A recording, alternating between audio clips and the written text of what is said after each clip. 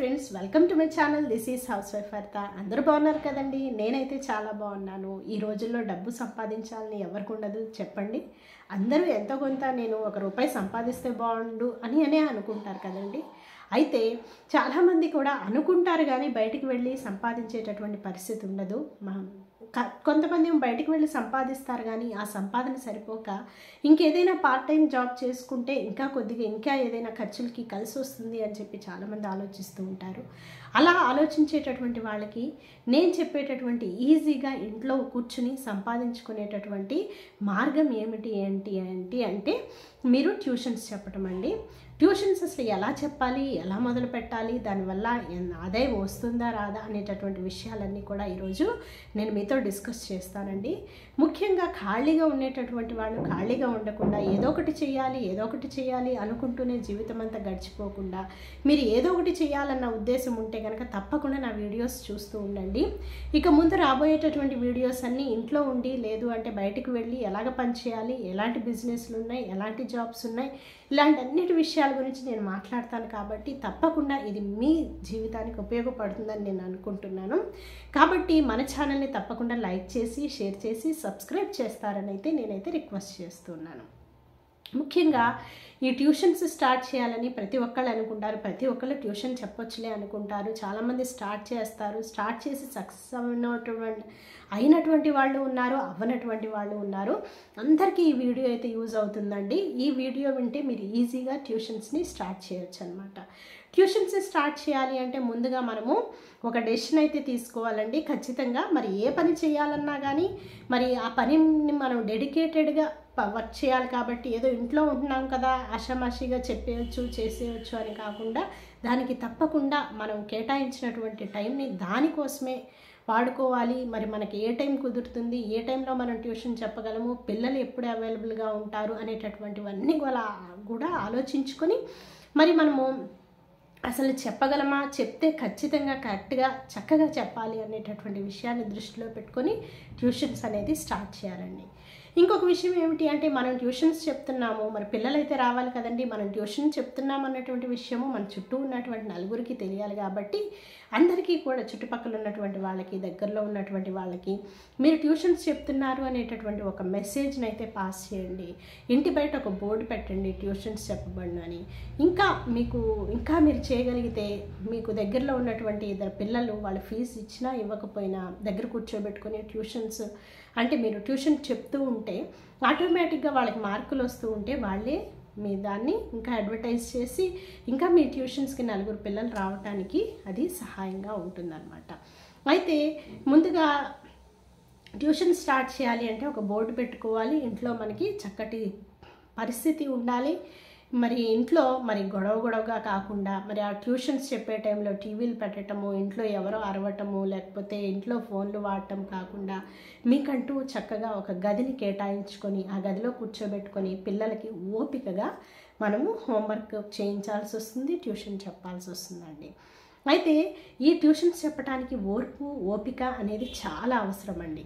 ఎందుకు అంటే పిల్లలు చిన్నపిల్లలు కాబట్టి వాళ్ళకి స్కూల్లో అర్థమైనవి ఉంటాయి, అర్థం కాని ఉంటవి. మరి అర్థం కాని మనం మళ్ళీ ఇంటికి వచ్చాక మరి ఓపికగా మనము వాళ్ళకి అర్థమయ్యేలాగా చెప్పడానికి మనకి చాలా ఓపిక కావాలి. అలాగే మినిమం నాలెడ్జ్ కావాలండి. ట్యూషన్స్ మనం ఎవరు పడితే వాళ్ళు చెప్పేయచ్చు అంటే కుదరదండి. కనీసం మినిమం నాలెడ్జ్ అయితే ఉండాలండి. నా ఉద్దేశంలో అయితే డిగ్రీ చదివి ఉండాలి, లేదు అంటే ఇంటర్ చదువు కానివ్వండి. మీరు అసలు ముందు ఎంతవరకు ఏ క్లాస్కి ట్యూషన్ చెప్పగలరు అనేటటువంటి విషయాన్ని ముందు ఆలోచించుకోండి. 5th వరకు చెప్పగలను ట్యూషన్స్ అంటే 5th క్లాస్ వరకే చెప్పండి. 10th క్లాస్ వరకు చెప్పగలనంటే 10th క్లాస్ వరకే చెప్పండి. ఒకవేళ మీకు ఆ క్లాసులో ఏమేమి సబ్జెక్ట్ ఉంది, సైన్స్ ఏముంది, మ్యాథ్స్ ఏముంది, తెలుగు ఏముంది, ఇవన్నీ కూడా తెలియకపోయినా మీకు చాలా గ్యాప్ వచ్చేసిన ట్యూషన్స్ స్టార్ట్ చేసే ముందే అసలు ఈ క్లాసెస్ టెక్స్ట్ బుక్స్ అన్నీ మీ దగ్గర ఉన్నటువంటి పిల్లల దగ్గర లేదు అంటే దగ్గర ఉన్నటువంటి మార్కెట్లోనో కొనుక్కొని మీరు చక్కగా ఆ బుక్స్ అన్నీ చదివి ఓకే నాకైతే ఈ సబ్జెక్ట్ వస్తుంది, నేను ఈ సబ్జెక్ట్ చెప్పగలను అన్న తర్వాతే ట్యూషన్స్ స్టార్ట్ చేయండి. ఎందుకంటే మీరు మన దగ్గర సబ్జెక్ట్ లేకుండా ట్యూషన్స్ స్టార్ట్ చేసినా కానీ కొంతమంది వస్తారు కానీ మన గురించి తెలుసుకుంటారు, ఆటోమేటిక్గా వాళ్ళు వెళ్ళిపోతారు తప్పితే మళ్ళీ మన దగ్గర కంటిన్యూషన్ అయితే జరగదండి. కాబట్టి ఖచ్చితంగా మీరు సబ్జెక్ట్ అనేది నేర్చుకోండి. మీకు ఒకవేళ సబ్జెక్టు తెలియదు, మ్యాథ్స్లో ఏదైనా డౌట్స్ ఉన్నాయి, లేదు అంటే ఇంకా సైన్స్లో ఏదైనా డౌట్స్ ఉన్నాయి, చిన్నపిల్లలకి ఎలా డౌట్స్ ఉన్నాయి అలాంటివన్నీ చెప్పాలి అంటే ఖచ్చితంగా నాకైతే కాల్ చేస్తూ ఉన్నారండి చాలామంది. వాళ్ళందరికీ కూడా మ్యాక్సిమం 99% అయితే నేను కాల్ అటెండ్ చేసి అందరి డౌట్స్ క్లియర్ చేస్తూ ఉన్నాను. మరి వాళ్ళందరూ కూడా ట్యూషన్స్లో చెప్పడంలో కంటిన్యూ అవుతున్నారు, ఎంతో కొంత ఎర్న్ చేసుకుంటూ ఉన్నారు. కాబట్టి మీరు ఖచ్చితంగా కొంత నాలెడ్జ్, ఆ సబ్జెక్ట్ నాలెడ్జ్ సంపాదించిన తర్వాత మాత్రమే ట్యూషన్స్ అనే దాన్ని స్టార్ట్ చేయండి. తర్వాత ట్యూషన్స్ చెప్పేటప్పుడు ఖచ్చితంగా మనం ఫోన్ కానీ లేదు అంటే ఏదైనా సరే